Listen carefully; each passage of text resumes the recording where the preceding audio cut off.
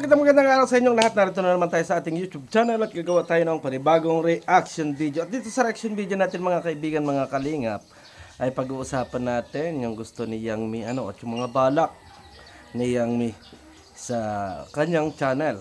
Pero bago yan ay shout out muna kay Kuya Bar Santos Matubang, Kalingap Rob and Atedna at sa lahat ng ating mga viewers. Kay Gisa Bicolana at be considerate in Ma'am Miss Tika Yons. Mega love shout out sa inyong lahat. So ito na mga kaibigan, mga kalingap, kasi balak nga ni Yang Mi na magpatayo ng landing pad sa Iloilo at yan ay napanood natin nung nakaraang araw mga kaibigan at hindi tayo nagkomentaryo dyan. Pero iniisip muna natin kung ano ba yung magandang masasabi natin at maipayo natin kay Yang Mi, kasi ang balak niya nga mga kaibigan ay magtayo ng landing pad doon sa Iloilo at naka-coordinate daw ito kay Kuya Bar Santos Matubang at ibig sabihin pinapayagan ni Kuya Bar Santos Matubang na magkaroon ng landing pad sa Iloilo. Ito lang yung masasabi ko mga kaibigan, mga kalingap, kasi hindi man tayo against doon sa kanyang mga balak sa kanyang channel or doon sa kanyang pagcha-charity mga kaibigan, mga kalingap. Pero ang tanong natin mga kaibigan, hanggang kailan at hanggang saan siya masusuportahan ng mga tao nga sa kanyang paligid? Ang gawin mo, unang-unang hakbang dyan, Yang Mi, gumawa ka ng isang charity vlog na i-upload mo sa iyong channel. Tingnan natin kung may magsusupport sa iyo. At kung halimbawa mga kaibigan na talagang aktibo yung ini-upload mo na charity vlog ay nagbo-boom at talagang suportado ng mga viewers ng Jom Carl 18 mga kaibigan, mga kalingap, ay ipagpatuloy mo lang. Kasi kung ang mangyayari ay magdedesisyon ka kaagad ng ganyan na hindi pa disable yung ating mga channel, katulad ni na Sergio Lai Paunel mga kaibigan, na talagang alam natin na malalaki na ang channel. Ngayon itrinay din nila na magkaroon ng kanilang charity vlog, pero hindi talaga na-accept ng ilang mga viewers natin at talagang nakikita natin na mapakaliit ng views nila. Ay tayo pa kaya mga kaibigan na hindi pa ganoon kalaki ang ating mga subscribers bago nakilala tayo sa isang love team. Kapag nakilala tayo sa isang love team, bigla tayong lilipat at magkakaroon tayo ng charity work, as in talagang hindi tayo panonoorin mga kaibigan. Real talk yun po. Real talk yun. Kaya nga ang sabi ko sa iyo, alam ko na gusto mong makatulong. Yes, okay, I know na gusto mong makatulong. Pero ang tanong natin dyan mga kaibigan, hanggang kailan at hanggang saan? Kasi minsan kasi yung mga sponsor na nasa paligid natin or katulad natin na sagana tayo sa ngayon, may darating sa atin na pangangailangan. So, mapipilitan tayong i-stop natin yung mga ganoong gawain natin. So, failure tayo nun. Katulad ko mga kaibigan, ako ay dating nasa abroad ako mga kaibigan, na makamadali ang kumuha ng pera, nakakapag-share ibig sabihin, sabi ko nga noong nasa abroad ako, kayang-kaya ko nang maging isang charity vlogger kasi may kita ako, may sweldo ako. As in, nung ako umuwi ng Pilipinas mga kaibigan, ay talagang walang kita mga kaibigan, walang dumarating na pera, puro palabas ng palabas yung pera, kaya talagang mahihirapan. Lalo na kung aasa tayo dito sa ating YouTube channel. Kaya ang sinasabi natin dito, pag-isipang mabuti yung mga hakbang na gagawin, kasi baka maumpisahan lang, pag naumpisahan na, as in matatapos din agad. Ibig sabihin ko, inumpisahan na ay hindi ka agad matatapos. Yung ibig sabihin ko, yung mapipilyor dahil mawawala yung ibang nagsusupport sa atin, yung ating mga viewers na inaasahan sa bawat live natin, nawawala sila kasi nga naging iba ang topic natin. I-try ninyo mga kaibigan kapag mga ganyan, katulad ni Yang Mi, na nakilala siya dito sa Jom Carl 18 na sponsor ng Kalingap or sponsor ni Jomar at ni Carla. I-try mong mag-upload ng iba at doon mo makikita kung ikaw ay sinusuportahan pa rin ng mga viewers, di ba?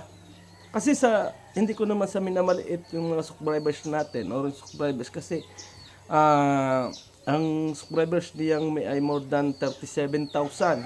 Ano, kapag iba na ang content mo, iiwanan ko ng ibang viewers mo na hindi related doon sa iyong topic nung una. Katulad ko halimbawa, isang reactor ako, bigla ako nag-charity vlogger. As in, hindi nila niyayakap ang pagiging charity vlogger ko. Kung hindi, niyayakap lang nila ako dahil doon sa nireactionan ko. Mapapansin mo yun sa iyong channel.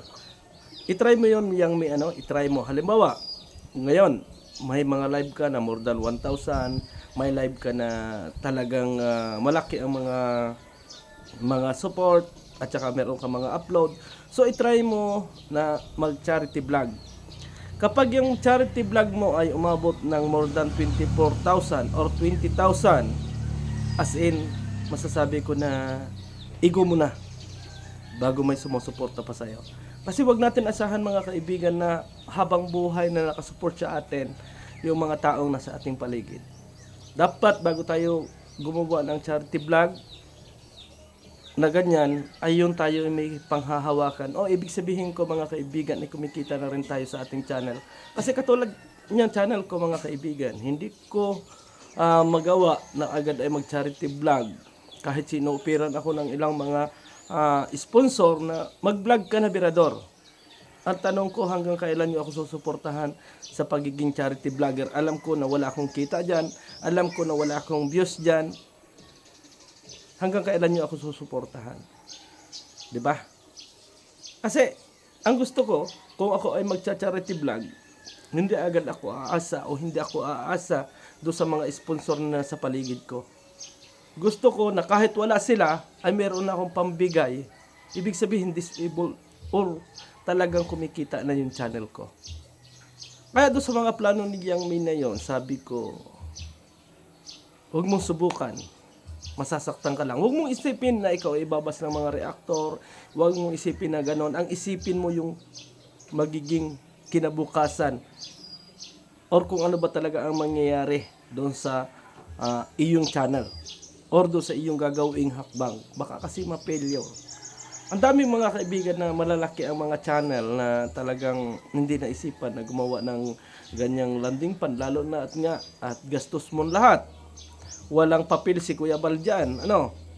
Walang papel kasi nakita natin mga kaibigan na kanya lahat ang gastos, kanya lahat yung mga gagamitin. Ibig sabihin, walang papel ang isang Bal Santos Matubang dyan. Paano mga kaibigan kung dumating yung panahon na wala na tayong sponsor at ang inaasahan na lang natin ang kita natin sa ating YouTube channel, hindi tayo pwedeng umano kay Kuya Bal na, Kuya Bal, i-ano mo natin dito kasi wala na akong dito sa landing pan kong ito. O, di ba? So, yun muna ang gawin mo.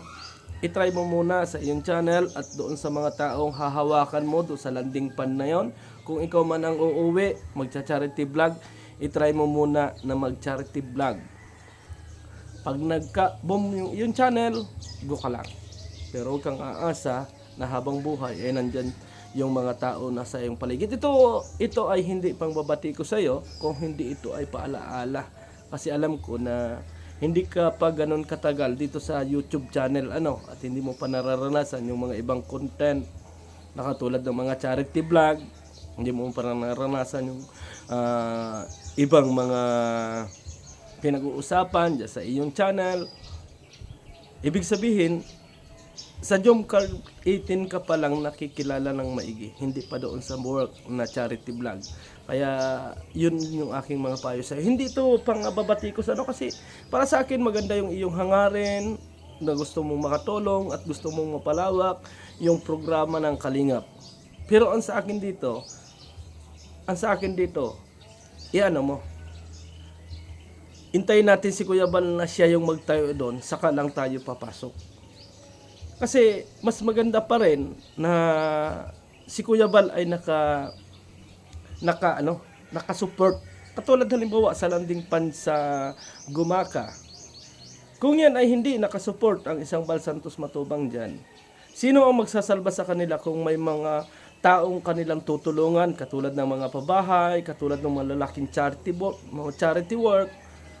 Kung wala ang isang Bal Santos Matubang at ikaw lang ang gagastos. Halimbawa, alam ko na marami kang kaakibat. Ngayon, halimbawa, mayroong isang bahay na talagang need na tulungan doon sa Iloilo. Ngayon ay sino ang founder ng landing fund na yan? Na pwede mong hingan ng payo na patayuan ito ng bahay. So, ikaw mismo ang magdidesisyon doon sa landing fund na yon kasi sa iyo yun. Sa iyo yung landing fund na yon. So, pag sinabi ng charity vlogger mo doon na ini-assign sa Iloilo na, Madam, kailangan natin patayuan ng bahay ito, talagang kawawang kawawa. So, ikaw yung magdidesisyon doon kung patatayuan mo ng bahay o hindi. Ngayon, oras na pinatayuan mo ng bahay yun, at ikaw na yung founder dyan eh. Ikaw yung founder ng landing fund na yan. At ngayon, hindi natin kinaya yung gastos doon. Palagyan natin kinaya ang gastos. Dahil nga, may mga sponsor pa tayo sa ating paligid. Ay paano kung isang araw ay umalis sila at meron silang pangangailangan? Hindi ko naman sinasabing iniwan ka. Meron din pangangailangan sila sa kanilang pamilya. Na kailangan naman noong charity vlogger mo na ipatayo na yung bahay na gusto mo. So, ikaw yung mapipilit ng gumastos hanggang sa dumating yung time na pati yung pirang naipon mo para sa pamilya mo ay madala doon sa tinutulungan mo. Di ba? Kasi nito mga kaibigan, kaya tayo nagcha-charity vlog mga kaibigan. Kapag maganda na yung channel natin. Kapag kumikita tayo halimbawa kumikita tayo ng kaunti doon sa channel natin, pwede nating itulong na yon doon sa ating mga kababayan. Pwede na nating itulong. Pero pagka ang liit ng ating YouTube channel, bago pati ang pangkabuhayan natin ay nauubos na dahil doon sa ating pagcha-charity vlog, bago hindi naman tayo niyayakap ng ating mga viewers dahil nga kilala tayo sa love team, matatawag natin failure yon or maling desisyon yung nangyari. So, ang gawin mo na lang yan, ito yung payo ko. Habang hindi pa talaga nakikita kung talagang ikaw ay susuportahan ng ating mga viewers, ang gawin mo, tumulong ka na lang muna kay Kuya Bal Santos Matubang. Sumuport ka doon sa lahat ng programa ni Kuya Bal Santos Matubang habang unti-unti kang nagpapalakas ng iyong channel. Habang nagsishare ka sa landing fund ni Kuya Bal Santos Matubang, mag-a-upload ka naman ng charity work doon sa iyong channel. Titingnan mo at ibalansi mo kung yung upload mo ay gumagana at hindi. Yun ay hindi pambabatikos, yun ay para sa iyo din na kapakanan. Huwag mong isipin na babatikusin ka ng mga reactor kung maganda naman yung iyong hangarin. Di ba? Huwag mong isipin yung mga bagay na yun. Huwag mong isipin yung mga basher. Ang isipin mo rin ay yung sarili mo at isipin mo rin yung gagawin mong hakbang. Kasi marami ang nakatingin sa'yo. Kapag ikaw ay bumagsak, tatawanan ka ng ilan. Or sasabihin, nagyabang ka na agad na hindi pa disable yung iyong YouTube channel. Kaya, mindset muna. Mindset. Tingnan mo muna kung ikaw ay ayakapin bilang isang charity vlogger. Tingnan mo muna kung ikaw ay hindi ka naman talaga panghabang buhay na masusuportahan ng mga tao nasa iyong paligid. Tandaan mo yan mga kaibigan. Tandaan ninyo, lahat ng mga tao nasa ating paligid ay may pangangailangan din yan. Meron din kinakailangang gastusan. Kaya hindi natin pwedeng yan. Hindi natin pwedeng na tayo agad ay magiging charity vlogger. Yun na yung aking payo mga kaibigan, mga kalingap. Kung kumikita tayo sa ating YouTube channel na more than 100,000, sa ngayon, kinabukasan, kapag charity vlog na tayo, hindi na tayo kikita ng more than 100,000. Itong channel ko mga kaibigan na hindi pa tayo nakakaranas ng more than 100,000 na revenue. Ang kataasan ng revenue natin mga kaibigan at kahit ipakita ko sa inyo ay more than 15,000 lang every month. Kaya sabi ko nga, doon sa mga sponsor na nag-o-offer sa akin, sorry po. hindi po ako kayang mag-charity vlog. Bakit? Kasi nga mga kaibigan, gusto ko na kapag ako ay nag-charity vlog, meron din akong maigagastos mula dun sa aking sariling channel. Ibig sabihin, hindi ko iaasa sa lahat yung pagtulong ko. Kung hindi, ibabawas ko rin doon sa kita ko sa aking YouTube channel. So maraming salamat and God bless sa ating lahat. Ito po ay paalala at ito po ay payo bilang nasa kalingap mga kaibigan, mga kapatid. At huwag ninyong isipin na ako ay basher. Thank you and God bless sa ating lahat. Bye-bye.